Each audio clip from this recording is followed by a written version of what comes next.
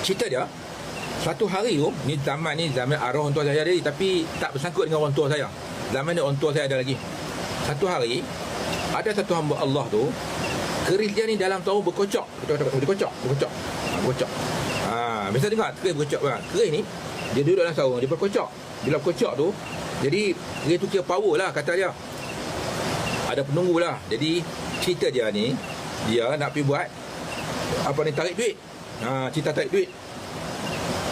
Bergetar, berkocak, bergetar kan. Bila bergetar tu, dia kata keris tu hidup. Bila hidup, dia kata nak pergi tarik duit. Cerita tarik duit. Tapi kata, benda ni tak kira batu kebal ke, geli-galipan ke, cemara babi ke, ketuk babi ke, kan? Apa tingkat sejadah kan, yang kita sujud tu sampai berlubang tingkat sejadah tu ke, ataupun gerih ke apa ke, semua yang hidup lah. Semua tu boleh tarik duit. Jadi geng-geng tarik duit kenal benda-benda ni. Betul tak betul? Siapa yang geng tarik duit mesti kenal benda-benda macam ni. Sampai tingkat sejadah yang kita sujud sampai berlubang pun boleh tarik duit. Macam tu sekali kan. Jadi bila gerai tu bergetar almari tu, sebab kata tarik duit, pilah tarik duit. Bila pergi tarik duit, keris tadi tu, bila sampai kat Tok Bomo yang nak tarik duit tu, gerai tu tak bergetar.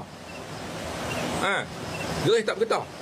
Dia bila tak bergetar, Tok Bomo betul-betul batu delima, betul lah tu kan. Bila gerai tu tak bergetar, kan, buat balik, gerai tu getar pula. Kacau. Pergi jumpa Tok Bomo, gerai tak mau bergetar. Bila balik rumah, gerai tu getar, kan. Lesung dulu, lesung berlubang. Lesung berlubang bukan tarik duit, tuan-tuan. Lesung berlubang bukan tarik duit. Ada kata lesung, boleh tak tarik duit? Lesung berlubang ada cerita dia lah.